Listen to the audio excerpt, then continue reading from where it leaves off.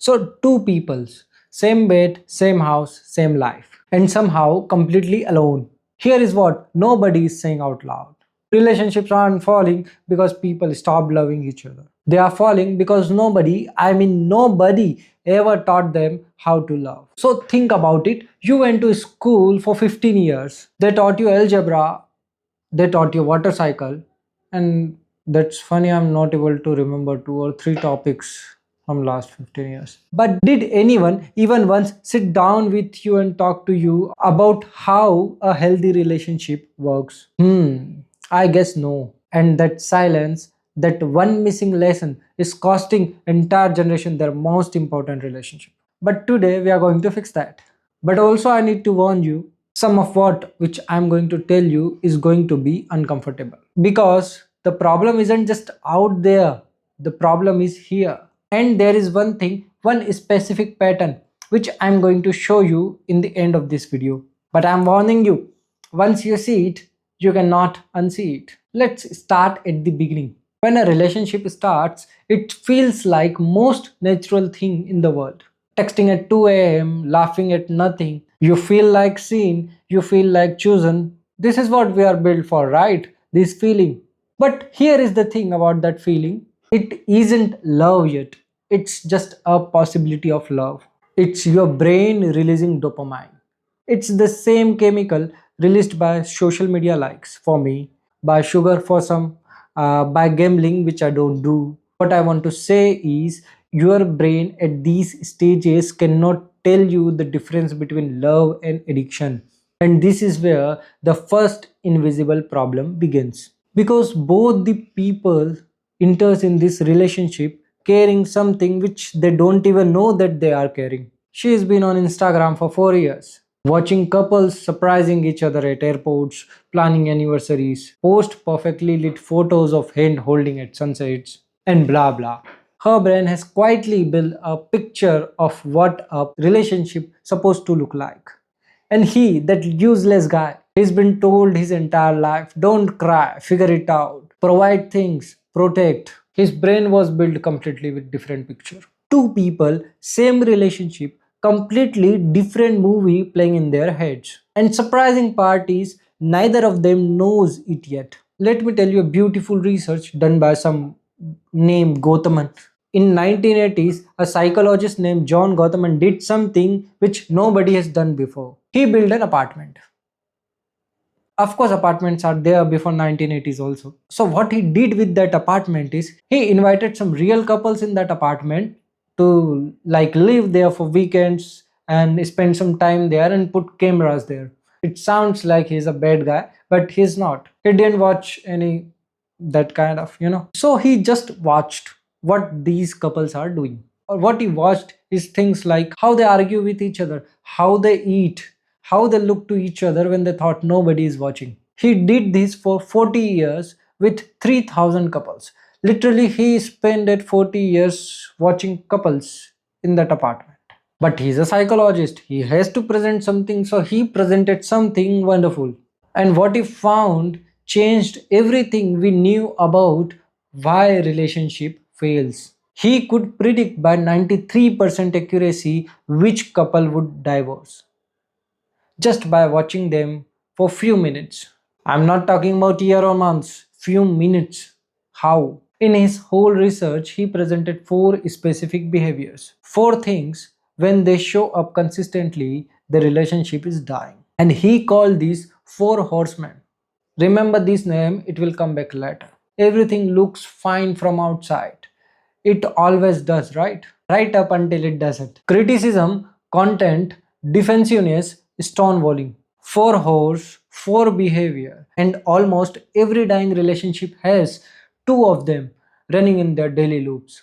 Let me show you what these actually looks like in real life. She said, you forget to pay the bill, you are so irresponsible. That's not a complaint, that's criticism. She did not attack the action, she attacked the whole he is. Now watch what happens next. He says, oh wow, you are so perfect, right? What about everything you forgot? That's defensiveness.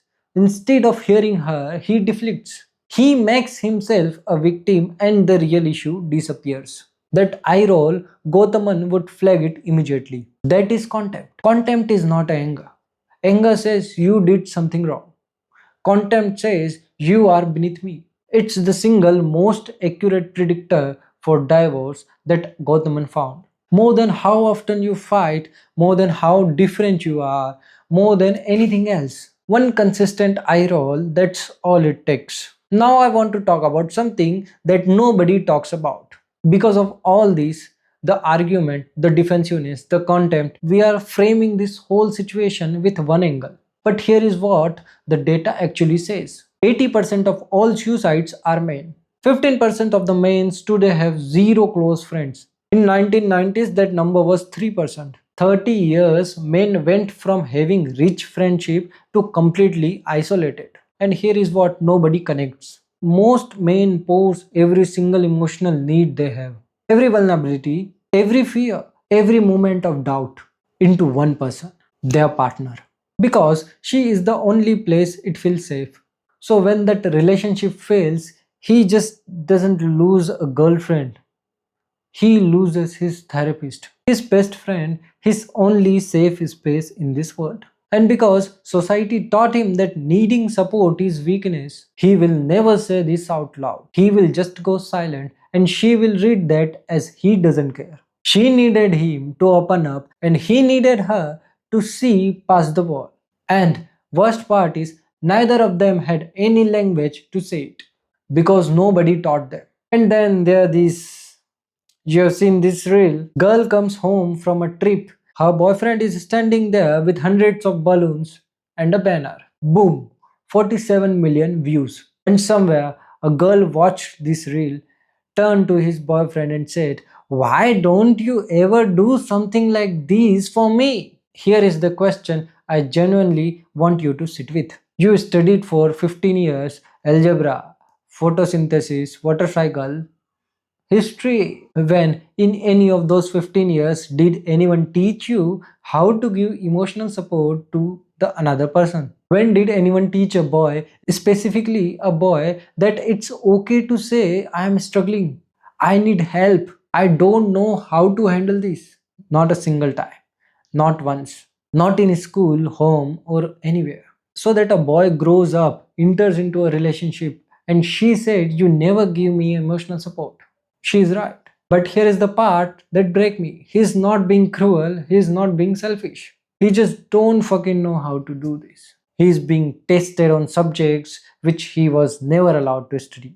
And what happened to all that learnings, all that emotional development, that relationship forced out of a man? Where does it go when she leaves? Hold this question because answer is the most important thing in this entire video. The relationship ended and something changed. Something that nobody ever talked about. Here is the truth nobody wants to say. When a woman leaves a man because he couldn't give emotional support, the next woman he dates gets all of it.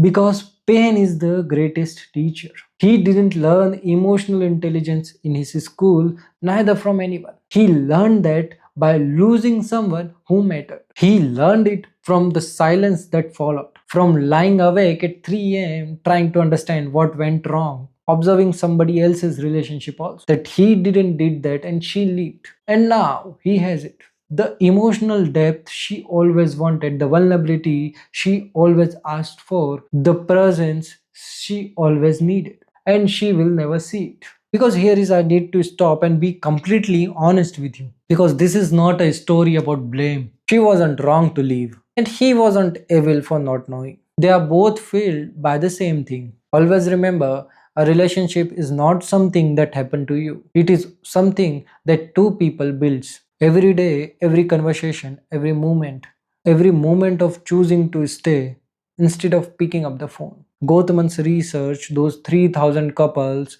40 years, it all came down to one thing: 5 positive moments for every one negative one. That's it. That's all it takes. You said thank you when they make coffee. You put the phone down when they are talking. You noticed when they tried, even though the results are imperfect. You make deposits consistently before the account runs dry. And here is what most uncomfortable truth of all.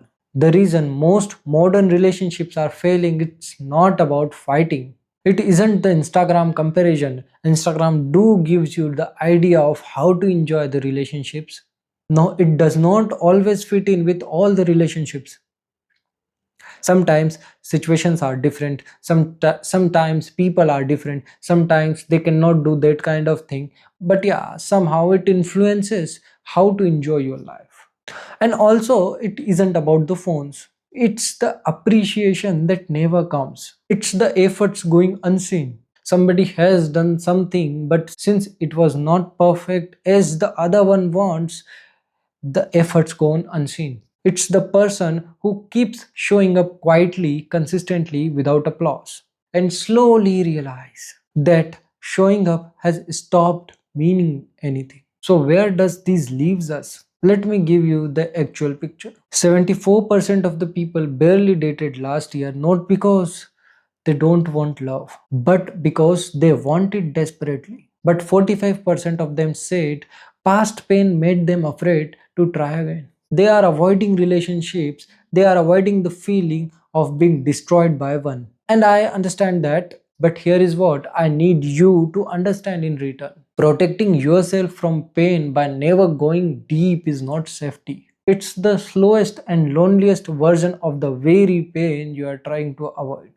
We live in a world that taught us we deserve love. Every movie, every song, every Instagram caption, you deserve the best. You deserve someone who chooses you every day. You deserve the airport balloons. But here is what nobody puts on a reel. You also have to become someone worthy choosing you. That means how to give emotional support even if nobody taught you. It means putting the phone down even when notifications feels urgent. It means saying I appreciate you out loud even when it feels unnecessary. It means building your relationship, not performing someone else.